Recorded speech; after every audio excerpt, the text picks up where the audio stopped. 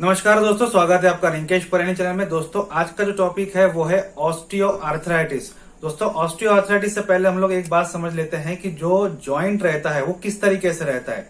मान लीजिए ये एक जॉइंट है, ये जो कोई भी जो दो बोन जहां जुड़ती है उसे एक जॉइंट कहा जाता है। तो हर एक जो बोन रहती है, तो एक साइड की जो बोन रहती है उसके ऊपर एक लेयर रहती है, एक सिंपल भाषा में कहूं तो एक गद्दी रहती है, उसे कार्टिलेज कहा जाता है। बोन्स जो है वो प्रॉपर तरीके से उसका शेप नहीं होता है, उसे कवरिंग मिलती है इस कार्टिलेज के बेसिस पे।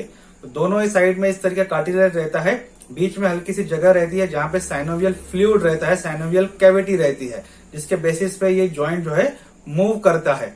तो इसे कहा जाता है एक प्रकार का जो जॉइंट का जो स्ट्रक्चर है सिंपल भाषा में।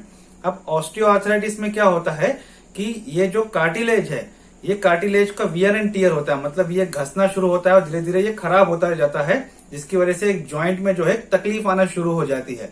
तो इसलिए ऑस्टियोआर्थराइटिस को वियर एंड टियर आर्थराइटिस भी कहा जाता है, और दूसरा इसका नाम है डिजेनरेटिव जॉइंट डिसीज।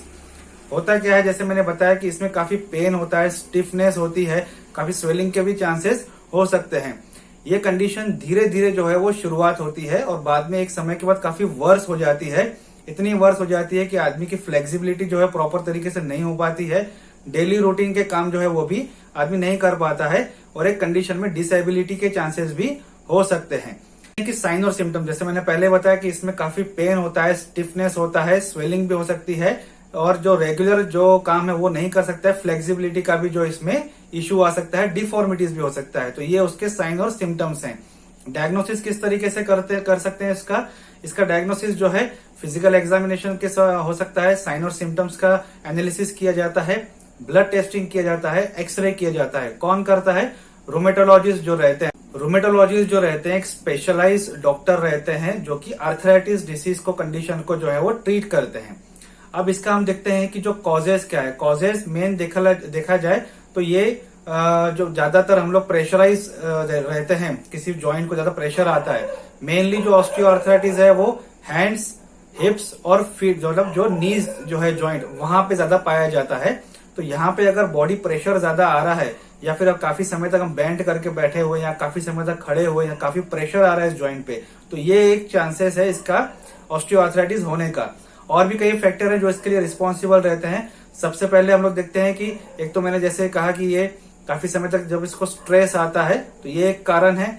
दूसरा है एज, जैसे जैसे एज बढ़ती जाती है तो ऑस्टियोआर्थराइटिस के चांसेस बढ़ते जाते हैं। सेक्स हम लोग देखते हैं कि वुमेन्स में इसका परसेंटेज ज्यादा है as compare to mens. Smoking जो लोग ज्यादा करते हैं उसमें ज्यादा पाया जाता है। उसके बाद हम लोग देखते हैं जो ओबेस पर्सन है, जिनकी ओबेसिटी ज्यादा है, उसमें ये हम लोगों को देखने को मिलता है। ट्रीटमेंट के बारे में तो जैसे आपको पता है कि ट्रीटमेंट डॉक्टर के पास ही होता है, डॉक्टर अच्छे तरीके से आपको ट्रीटमेंट कर सकता है। और हो सके तो आप इनिशियल लेवल पे अगर ये डायग्नोस हुआ है तो आप रूमेटोलॉजिस्ट से ही कंसल्ट करें, किसी और डॉक्टर के मेडिकेशन पे ना आए, इससे डिले भी हो सकता है कुछ ट्रीटमेंट को। तो ये एक आपके लिए सजेशन है। दूसरा सजेशन है कि आप वेट लॉस कर सकते हैं, स्मोकिंग अवॉइड कर सकते हैं, फिजिकल एक्टिविटीज कीजिए, कुछ एक्सरसाइज वगैरह जो है आप वो कर सकते हैं। डॉक्टर्स कुछ मेडिकेशन जो है वो आपको पेन किलर्स वगैरह इनिशियल में दे सकते हैं, वो क्या कौन सी हो सकती है वो डॉक्टर डिसाइड करेंगे। और कभी कभी अगर कुछ ऐसे कंडीशन होती है जिसमें आपको तकलीफ होती है तो आपको बेल्ट वगैरह या कुछ सपोर्टिव जो स्ट्रक्चर्स हैं वो भी आपको दिए जाते हैं। कंडीशन काफी सीवियर हो जाती है तो ही आपको सर्जरी के लिए कहा जाता है। दोस्तों आज का वीडियो यहीं तक था। वीडियो अच्छा लगे तो लाइक, शेयर, सब्सक्राइब, कमेंट जरूर कीजिएगा।